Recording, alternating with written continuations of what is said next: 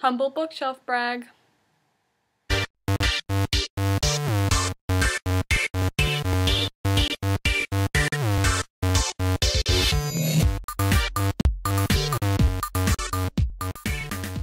Hello WordNerds and happy Saturday. It is May 10th, 2014, and on today's Vlogger's Choice, I'm going to talk about my #1 favorite writing app of all time, Scrivener. Scrivener is a writing app that is like Microsoft Word on steroids. You can customize and organize, and it's just a writer's dream application, whether you're writing screenplays or stage plays or full novels or short novels. It has it all. Scrivener can be a bit pricey. This is my disclaimer. If you don't have a coupon for it, which you can get through any of the nano competitions, if you just complete the word count and submit it, you are eligible to have a discount coupon to buy Scrivener, which I highly recommend because that's how I bought mine. But if you don't have a coupon, I still think it is 100% worth the cost because it's just my savior sent from a mythical land to make me more productive and organize all of my writing, and it's rendered me incoherent. I've been using Scrivener for a year and a half-ish, so I'm going to list my 5 favorite features that I have fallen in love with and that make me say that Scrivener is the #1 writing app ever. #1 is the character sheets. Oh boy, this is a really big one for me because when I start writing a book, I'm not yet fully familiar with the characters. I know what they're thinking, what they sound like, and kind of what they look like, but I might not remember all the tiny little details about them, like what color their eyes are, or how tall they are, or if they have freckles on their cheeks or their shoulders, or if they have any kind of identifying scars. Smaller details like this I can put into these character sheets and refer back to later when I just can't quite remember how tall I made that one character. Character sheets also let you get into specific detail about their mannerisms, smaller characteristics that go beyond the appearance, what their relationship is in the story, what their role is, notes, anything like that you can add here. You can even add images. It's a great way to study your character and really develop them into a 3-dimensional person instead of a flat, just slapdashed background character. My second favorite feature of Scrivener is the research section, which has also saved me time because it kind of helps with procrastination.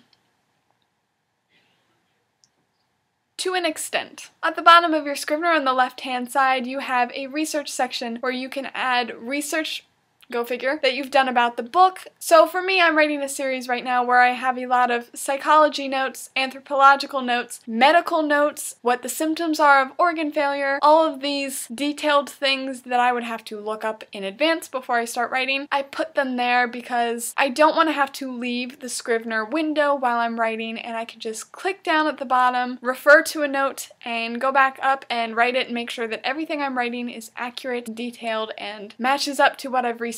Because if you're going to take the time to research your book, you might want to make sure that you include said research in the book. I also put a lot of scene notes in the research section of Scrivener because, like I said, I don't like to leave the Scrivener app while I'm writing, so I'll make notes about future scenes or scene ideas, lines that I have in mind, some kind of point that I want to drive home, anything like that that really jumps out at me that I want to put in that book. I'll just slap it down in a notes section of the research so I can make sure I include everything that I've written down in an actual physical notebook, but now it's on my Scrivener app, so staying focused. Ish. Third favorite thing about Scrivener is, of course, the manuscript area of Scrivener. Now you can choose a novel template in Scrivener, which is really helpful. You can have a novel with parts, like if you have part 1 of a book and then part 2 later. It really helps you organize those scenes and chapters and parts. You can drag and drop scenes and chapters so you can rearrange them. You can also, and this is a big one for me, you can color code your chapters.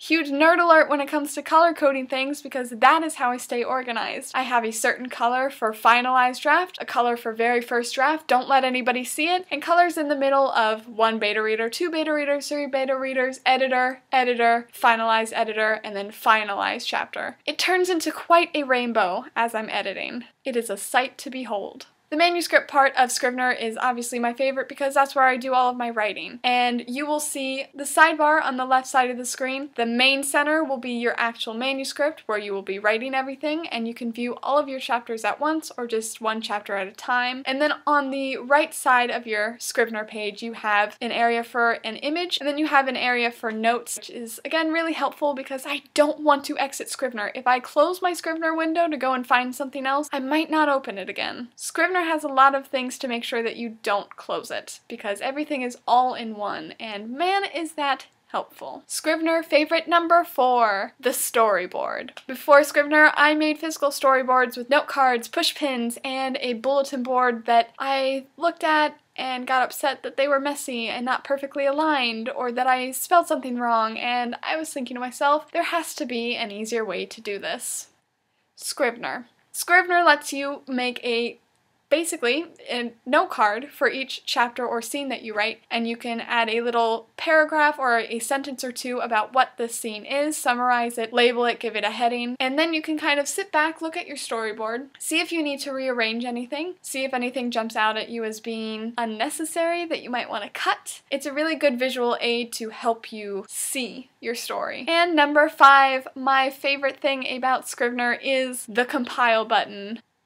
All hail the compile button. On your Scrivener page, you will have a little sheet of paper with like an arrow that's like, click me. And that is the compile button, and it has saved me so much time and headaches because, sometimes when you compile your manuscript, it can be a real excuse me for saying so, but I hate it. The compile button makes me hate it less because it does all of the really hard work for me. Basically, when you hit the compile button, you have a bunch of different options of how you can export your manuscript. You can export it as a manuscript, like a professional looking manuscript that you would then send to an agent or an editor or a publisher. Export it as an ebook for Kindle or an EPUB, Mobi, PDF. You can do all different options. Even Apple iBooks is an option on there if I remember correctly. Let me tell you, formatting an ebook on anything but Scrivener is just so unnecessarily difficult. Just go with Scrivener. Trust me, it looks professional when you do it. It saves you so much time, and you can still customize things like chapter headers, the front matter of the book, which will be like, if it's a paperback book, you can have the title page, acknowledgments, copyright, dedication, table of contents, all of that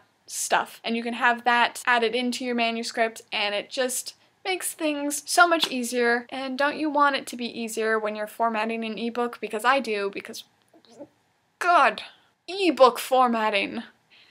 You know what I mean. And there you have it, my 5 favorite things about Scrivener. I do have some honorable mentions that didn't quite make my absolute top 5 because I don't use them every day, and though I don't use compile every day, I feel like it warrants being in the top 5 because, you know. But some other key features that I do want to mention because they're really awesome are the word count feature. You have a word count, and you can go even deeper into your word count to see what words you are using most. It will name things like she, he, I, it, me, a, the, is, but it will also list other words that you use a lot in your manuscript, the frequency with which you use it, and you can find words that you're like, wow, I really use the word tight a lot. Why? Another great thing Scrivener has is reminiscent of the Nano projects, and it is tracking your word count goal. I am a very goal-oriented person, and when I have a goal in mind and can visualize it, it motivates me more to do it. You can put in a specific word count for your manuscript and also for your day. So my manuscript word count goal is 25,000 words, and my daily word count goal is 2,500 words. So it will track as I open Scrivener on a new day in a new writing session how many words I write, whether it's in editing or actually writing, and it'll keep track of that goal. Starts red, goes to green in the middle when I start to get to that yellow, and then like the yellowy green, and then it goes green.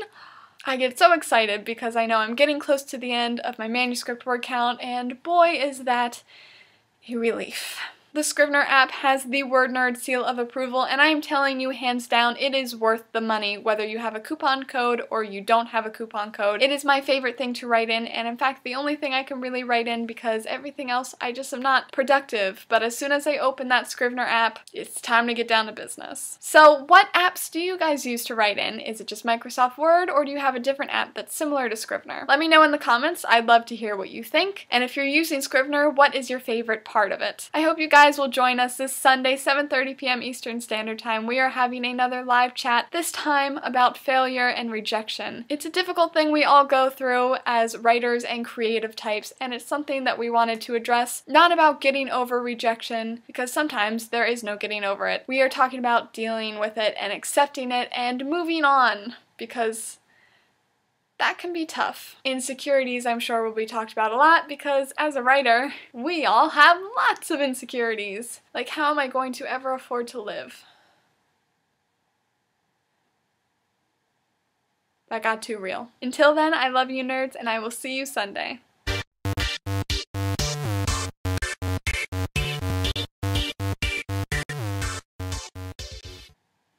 Just look at how pretty it is.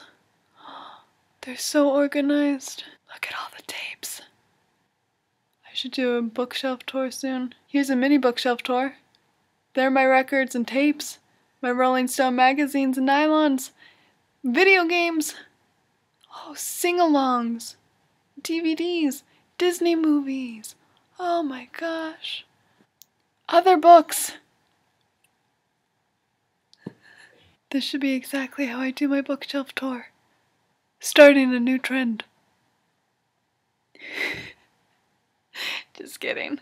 Maybe.